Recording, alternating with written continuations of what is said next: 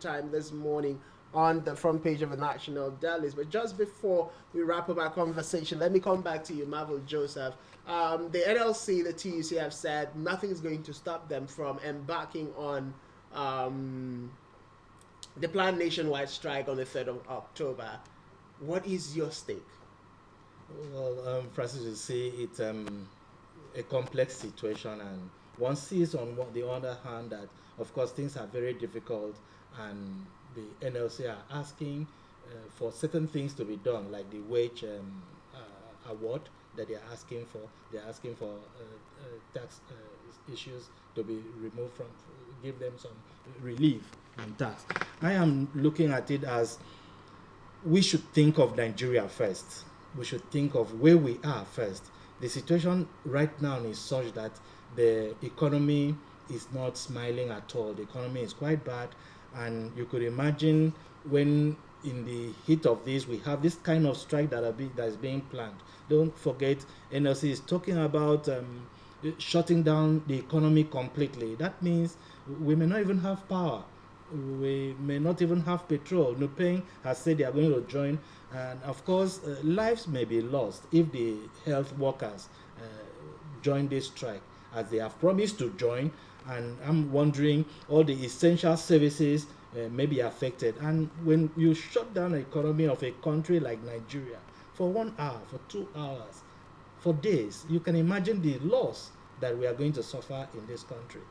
Now, when you look at it and you want to ask, the federal government should do something about it. What are they going to do? They need to plan. It's a complex thing. When you ask of a wage award, NLC, they are asking for 200% wage award. Even if this 200% wage award is granted, it may not be enough. We are looking at a situation where government can put their acts together and get these things done properly. The main issue that we are having in the country as it stands today is about the devaluation of the naira. It's about the fuel subsidy. All of us, if you analyze these things very well, you would know. Of course, NNPC have come up to say federal government, they are owing them over 7 billion or trillion naira. I think trillion naira on subsidy. They have come out to say that.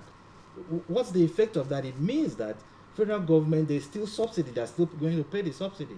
Of course, for us to have been buying fuel for about 620 naira for a very long time, even when naira has risen to about 1,000 naira Now, to $1.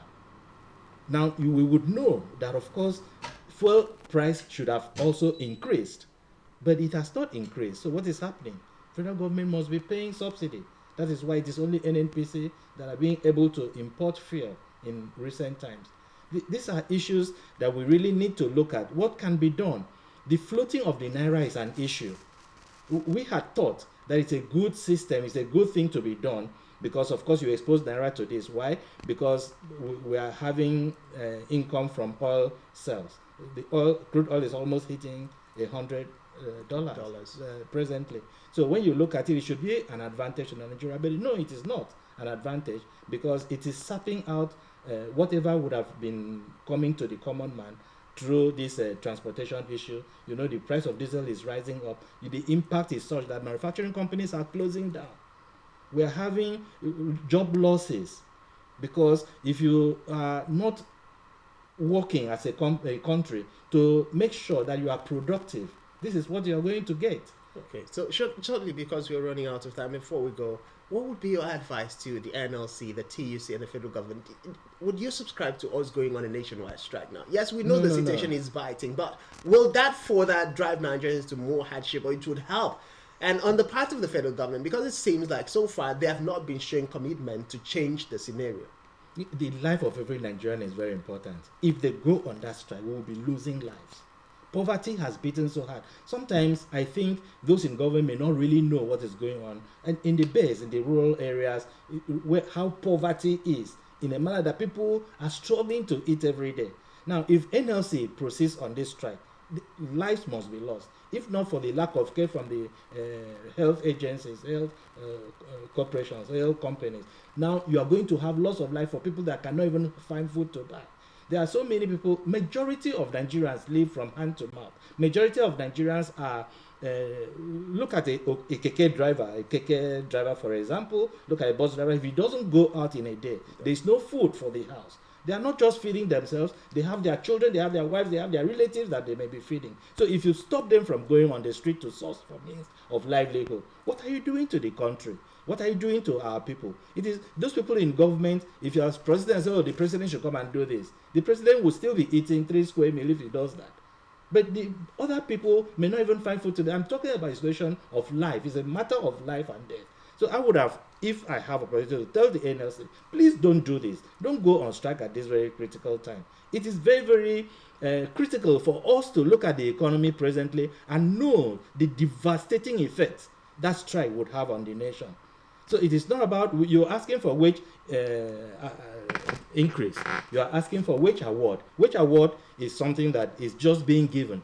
Don't forget, by next year, they will be due for the statutory review of their salaries. Now, if they want to wait till the salary, they cannot pay transport to work. We understand these things, but negotiate. Let us keep talking.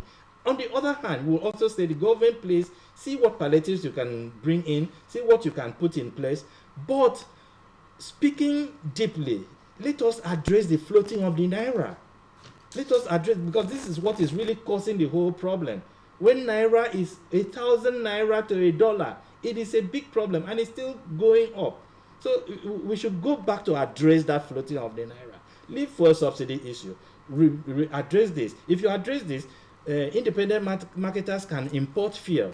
If people can go to the bank and get naira at 600 naira to $1, they can still import fuel, and we will still be moving forward. All right, thank you. My opinion about this. Thank you so much, Marvel Joseph. It's been wonderful having this conversation with you. Of course, my guest has been Marvel Joseph. He's an organizational leadership consultant, of course, public affairs analyst, joining us today to do justice to the different issues. But this is where we're going to pause the conversation. We do hope that the Independence Day speech of President Ahmed Bola Tinubu will be able to address concerns to an extent that, the planned nationwide strike by the NLC TUC for 3rd October is shelved in the interest of all Nigerians. Let's all continue to work together for our collective growth. My name is Francis Oyima Edet, and it's been wonderful being here with you on Rise and Shine. Wishing you a lovely day. From me to you is bye-bye.